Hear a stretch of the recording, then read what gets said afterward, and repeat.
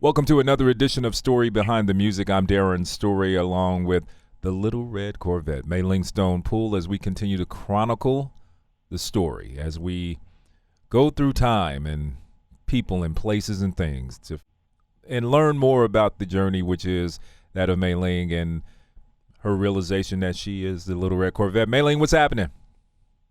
Hello, how are you, Darren? I'm doing good. Hello? I'm doing good. I'm doing good. So we have a special guest this evening, as we do. We always like to bring other people in. So it's not just because I don't think people want, even though you and I sound good talking to one another. Oh, Lord. But nobody wants to hear that forever, right? So we are here with Andrea Foy, and she is an author, and she has a book called Prince and Me, His Number One Fan, My Minneapolis Memories. Welcome to the program, Andrea. How are you? Well, I am good. How are you doing? Doing Hello, good. Andrea. Hi there.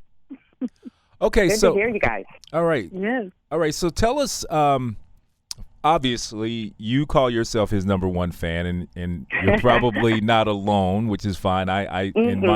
Sometimes in my inner thoughts, I think I'm his number one fan, but you first became aware of Prince, just like all of us did, I imagine, back in 1978 when he hit the scene. What was it about him when you first heard his record? Was the first record you heard "Soft and Wet" a single? It was, yep. And did you think he was a woman when you heard the song? You know, I could not tell. That is so funny that you said that, because that's what intrigued me. I was like, what is in the falsetto? I could not figure it out, so I was intrigued. I'm like, I don't know what's happening. And that's one of the things that was so fascinating about listening to it. Because I was like, I don't know what this is. And then you saw the brother with the afro on the album cover, and it was like, oh, okay, he's. Well, I saw him on the Ride On magazine, December '79. I'm going to give a shout out to Ride On, and I just kind of stopped in my tracks and was like, and I had no idea it was the same person, and I was like, what is that? Who is that? I want that. You know? Was that the one with the suspenders and the red? Yes. Yes, it is. Yes. Oh. Now, I'm sure you got a story behind that. I'm just going to wait on that. But, yes, that is it. And I think he had leg warmers on, too. But I just standing there. Go ahead. Yeah. I have that cover. I have that cover, and I didn't have it then, but I have it now. I saw it then, and I just picked it up, and it was just, that was it from that day on. I was like, okay. So, yes, that's when it all started. All right. Crazy. So then fast forward, probably we're looking at almost 14 years, 15 years. 92, you were a flight attendant, correct, for Delta Airlines? Yes. All right. I was, yes. And a chance to lay over in Minneapolis began this journey. So tell us about that layover. What happened? Well, the original layover, it happened to be on my birthday, so I was really freaked out about that. And it was a layover, and I went to Minneapolis, and I was just kind of walking around, and it was very weird. They had a job fair for American Express, where I actually worked. So I went, and I filled it out. Just long story short. Then I went to Glam Slam. The guy at the hotel was like, would you like to go to Glam Slam? I think I had the Prince sweatshirt on, which is what all of the people who are not from Minneapolis do, is come in with the shirt to, try to show off. And he took me to Glam Slam, and they let me in and let me walk around. It was, like 8 o'clock at night during a weeknight, so obviously nobody was there. And I just kind of, turned around in this, in the middle of the floor and just was like, I'm so excited to be here. And I thought that was it. I went back and, started flying, and then came back again in September when they had the controversy convention. Right. So that was my second trip. Mm-hmm. And then you all these other experiences where you were going to concerts and various events. As I look at the cover of your book, you've got these ticket stubs or just mementos of your time there. And then he gave you some lyrics? Yeah, the lyrics were to 5 women. I received a card, not from him himself, but from one of his bodyguards or security, somebody in the club gave them to me, and they had the lyrics at the top of the song, and then at the bottom, he had written a little message. So, wow. yeah, I got that from someone in the club. Yeah, like I said, one of the guys, don't know his name, don't remember. He just walked up and gave it to me. So did you say okay. It was a card? So was it pre-printed or was it handwritten? So the top part could have been pre-printed. I can't tell. It was in kind of the script where it looks like it was written, but I don't know. The bottom part, I'm pretty sure it was written because it was a little bit different, a little bit bigger, and it was more personal. Right. Yeah, so well, maybe they were promoting 5 women? Yeah, I think they were. I mean, I like I said, I do not know where it came from. It looked like, I mean, I totally can imagine, it was laying there or something. He opened it, wrote in it, and said, give it to her. You could see him doing that. And, wow. I think that's what happened. It says P.S. This is what he wrote to Mm-hmm. you. Yeah, I saw you at the Slam, and I know who you are. Exclamation point, Prince. That's his signature. Right. It took 5 women to get you off my mind. It took 5 months of plenty good wasted time. And if you're a Prince fan, you know the words to the song, of course. How did that make you feel? It was kind of weird because I had not met him or talked to him at that point yet. So I was just kind of looking at it, and I had not heard 5 women before. So I was just kind of looking at it, and, my friends were all kind of looking at it, trying to figure it out. We're like, what does this mean? I had fully intended to go up and ask him sometime. I was like, I'm going to go take this up. I was going to use that as a ticket, but I never got to do that. But I was just kind of intrigued, confused, not knowing, because like I said, I wasn't someone that had any contact with him before that. Mm-hmm. And actually, the reason why it says, I saw you at the Slam, I know who you are, I remember somebody asked me one time, bodyguard, somebody, said, how come you don't ever talk to Prince? Because I was one, when he came in, I was close, but behind the pole or something, just totally enthralled. And I was like, oh, he doesn't know who I am. And back then, I used to fly back and forth because I lived in Atlanta. I did not live in Minneapolis, so I was flying back and forth. So I would come up, and it'd be every month, every other month. It was not regular time whenever I would see him. So, yeah, that's basically what happened. That's interesting. Mm-hmm. Tell them about what happened in London. London? You mean Paris? Or was it Paris? Yeah. It was Paris. Okay, so Paris, it was like the Act 1 tour, Paris. We did the concert. After the concert, one of his main bodyguards came up, gave me tickets to get to an after party. That's a whole story. It took a long time. Got into the after party. Me and my roommate, we were both flight attendants, so we could fly for free. So it wasn't a big deal to get to Paris or anywhere. And we were in the club. We got in the club. We got in the VIP section where he was at, and they played OPP. And so we were like, that was the big song. So we were like out on the dance floor dancing. People were out dancing. And next thing I know, I look over, and he is walking out with another woman, I don't know who it was, to the dance floor. He gets right directly between me and my roommate and just dances. He's got his hands in the air. He's singing. He's doing everything.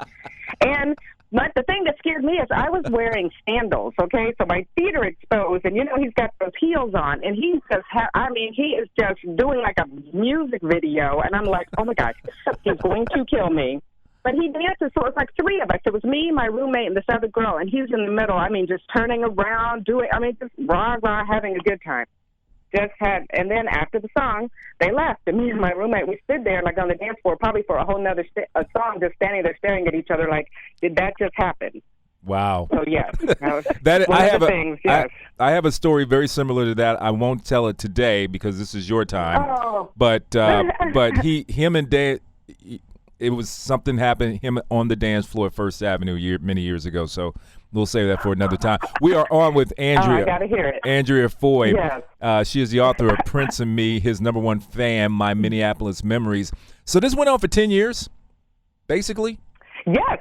Wow. Yeah, basically. Mm-hmm. And so being a flight attendant was very, very, appropriate. I mean, and very, that's the bomb. I mean, if you're going to follow Prince around, you need to be a flight attendant because. Oh, yes. Yes. That's amazing. Yes, I followed him to 11 concerts, I think, on Act 1. Wow. So all it was, and I was like on the VIP list, and we would just show up, and we just show up, and I'd be like, give them my name, and they'd be like, okay, hand you your tickets, and you go in. Then there were the after parties. That's where everywhere he went, he always did the after parties. That's right. And it was the same way. Then you get to go to the after parties. So it was. That's where I felt like I had to write the book, because it was just overwhelming, and I'm like, this needs to be told, Right, not in a look what happened, but it was like, my thing is, like you said, uniqueness of how he treated his fans. Mm-hmm. He always wanted his fans around and to give back and he truly seemed to appreciate fans and wanted to do anything he could. I mean, hence Paisley Park. Who else has a Paisley Park for their fans, But he opened it up to us, and, the after parties and everything. We always were allowed to get in, early. We were always recognized. So that is basically, I want people to know that part of him. I'm trying to remember if you told me. Did you actually ever get to talk to him? Yes, I did. When was that? One time in Glam Slam. Well, it was a couple of times. So Prince was So, Darren, have you ever been to Glam Slam? Yeah, we performed in Glam Slam, actually. We did. Okay, yeah. Good. Then you know about the second floor, the members only floor. He would always come and hang out, and I would get to speak to him, off and on, and he would talk just, lucky, just quick things. He's not, right. not much of a talker. But one night, he happened to invite me I was sat in the DJ booth, behind the DJ, and right. He invited me in, and we talked for a long time. It was quite interesting, but it was fun. Now, when talking to someone like Prince, he's very philosophical, especially as we found out later in his life that he thought about a lot of things other than just music. But without getting into too much detail, what were some of the things that you guys talked about? Well, at first, this is one of the things that's so brilliant that I have to tell. He told me originally that he wanted me to be in a music video. So he came in and asked if I wanted to do that. Oh, that's what we all say. We're in the business. You want to be in a music video? That's the line. That's the line. Oh my God! You just took all the fun out of my story. No, I'm just kidding. So anyway, let's go with he wanted me to be in the video thing, right. And we're talking about the. No, I don't have anything. And then after that, so here's the funny thing about it. He would ask the questions, and I would ask the questions, and I would try to ask a question. He'd be like, I don't know. So it was like, okay, so I'm truly not allowed to do the asking, He was just asking questions, fact-finding mission. He asked me, he thought I lived in Minneapolis. He asked me where I lived, and I said I lived in Atlanta, and he just kind of looked at me like, what? I guess he didn't realize that I was flying in, and like I said, it was just every other month or whenever I could get a chance to get up there. So just different questions. Sure. And didn't you tell me that he just disappeared? Was that the one where he just disappeared? Y'all were talking and then he just disappeared? Well, he got up. So it was like he got up. One of the band members came in and said something to him, and he got up and he said, well, I have to go now. And I said, okay. And I stood up and he just walked out. So he didn't just disappear. But yeah. He has that whole thing about disappearing. He's done it enough times to me in Glam Slam and Paisley. But that night he happened to mention that he was leaving. But it was after, yeah. Okay. I know he's probably like, wow, this girl lives in Atlanta. She's a true hardcore fan. Right. So, yeah. And I was, and it was very well. Yeah. He did. That was my main thesis that I was trying to let people know. If you carry nothing away from the book, is he treated his fans well. Like I said, I cannot think of another example of anybody who treated his fans like he did. Like I said, whenever on the Act 1, 2, he had the VIP section, he had the after parties, and he just did. And you had to behave, I knew better than to, we knew how to conduct ourselves without getting, banned or anything, but right. He was really good, and he really wanted, I think, the fans to have the complete experience and wanted them around, and that's what was so fascinating about that whole time that I got a chance to glimpse and I wanted people to see. Well, yeah. I think what you're describing, Andrea, his understanding of the importance of his fans and understanding that I am nothing without people like you, people like me, and all the fans all over the world. He didn't take that for granted. Right. And I think it's one of the reasons why you still see such homage being paid to him nearly 4 Right. years after he's passed. Murals Exactly. and I mean, I'm telling you this. I believe this, and I think I'm aware